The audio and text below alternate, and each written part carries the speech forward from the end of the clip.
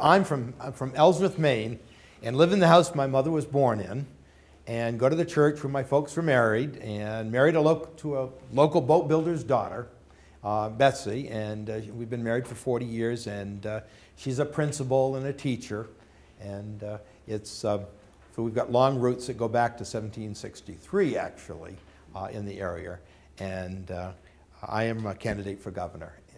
The last 23 years, I've been at Husson University, and the president, living on the campus, preparing young people for professional careers. 3,000 young people from Maine at Husson. 200 to 300 of them come from families with family incomes under $20,000 a year. When I got there, it was basically a bankrupt school, very small at the time, and had to sign every requisition over $5, and slowly build the institution, hire good people. Had an opportunity to hire Susan Collins just after she lost her race for governor, and she ran for the U.S. Senate from Husson, and is a very good personal friend. And it's been a real labor of love, and I think one measure of obviously leadership is transformation. We went from 800 undergraduate students to 2,500 with doctoral programs added in physical therapy and pharmacy. And in those 23 years, we never took $1 of state appropriation. And I think that that's kind of indicative of what the private sector, what conservatives can do without being overly dependent. One of my big concerns is that we need to reduce the footprint of government on our lives. And the symbol of my campaign is that, I'm sure you have them right here, is the unattended rural roadside vegetable and fruit stands with the little cash jars and little signs that say, make your own change.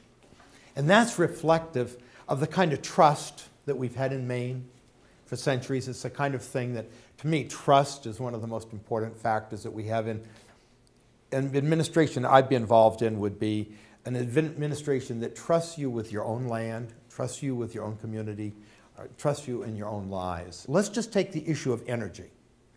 I've been a vice president of Bangor Hydroelectric Company. I've been the director of the Division of Energy and Power Development for the state of Alaska. And I have extensive experience in the field of energy, and we have a terrible energy policy. We've mothballed a perfectly good nuclear power plant. We've torn out or sold off our hydroelectric dams to places like Florida Power and Light. We've put a ban and moratoriums on virtually every economic source of energy you can imagine, except for the cause du jour, whatever it is. It was pellets one time, and now it's wind. And we basically have driven our electric costs up to 51% over the national average. When you go talk to Luke Brochu, who has a sawmill up in the poorest county in the state, in Piscataquis County, and Luke will tell you that on his truckload of lumber that goes out, that there's $200 more of electricity than the truckloads coming down from St. Leonard in New Brunswick. And it doesn't sound like much till you multiply it by 1,000 or 2,000 trucks. That's his profit margin. And you take Luke, for every job he creates in that sawmill, there are 3 to 4 jobs created out in the forests, among the truckers, among the foresters, all of those kinds. There's a multiplier effect.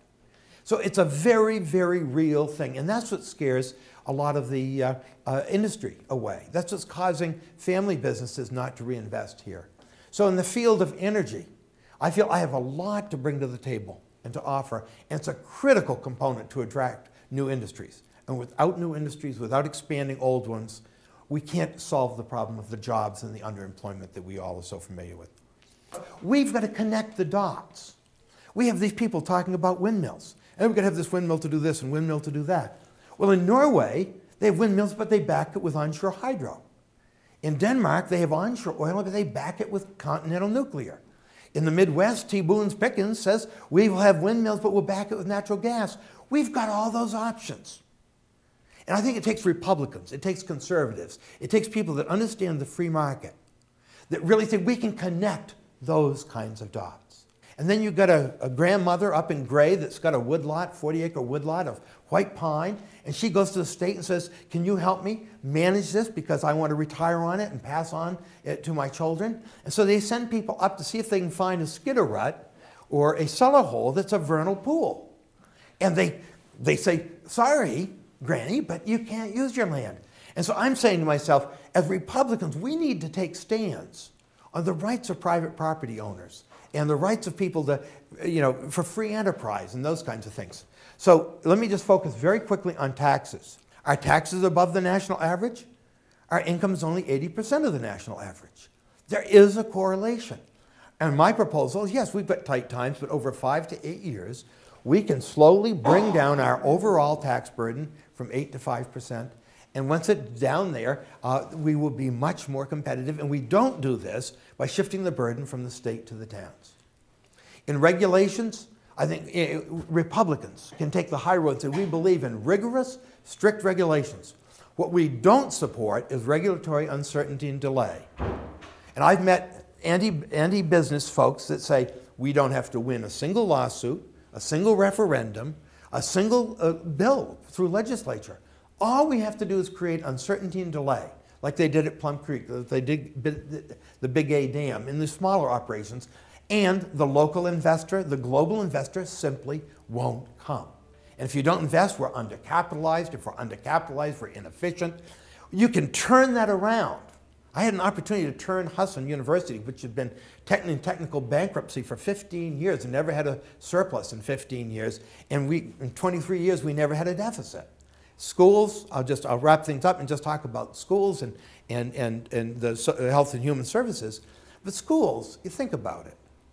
We're hiring, right in this town and everything, we're hiring substitute teachers to come in and teach our kids so the full-time teachers can teach can be away from the students for hours and days a week, doing all of this paperwork, all the red tape, all the assessment, all the main learning results. You can streamline that and put the teachers back in the classrooms again. We have generous entitlements, eligibility standards in our health care, so it causes our health premiums to be 30%, 40% higher than they are in New Hampshire. We've got mandates that mandate that we do all kinds of things like give welfare to people the first day they arrive, which deprive us, because we're a poor state, of helping our own. And all I say is, let's start by bringing all of our eligibility standards and mandates down to the national average. And what you do is you have to shrink those kinds of services. And the excesses, I think, are in that health and human service area where I really despair. But that's the kind of human situation. And the taking of Granny's Woodlot because of a vernal pool, I know because we had to put a kink in the Husson's driveway going through the Husson Pines. It was a $100,000 kink in the road. First they found some wood frog eggs, and they're not even endangered. The only thing that's endangered in the state of Maine, that most concerns me, are the people that live off the land and the sea. Yeah. And the vernal pool I'm most concerned about is the 7 acres around the state capitol. And my feeling is that's one vernal pool that I think I'll set out to drain. Thank you very much.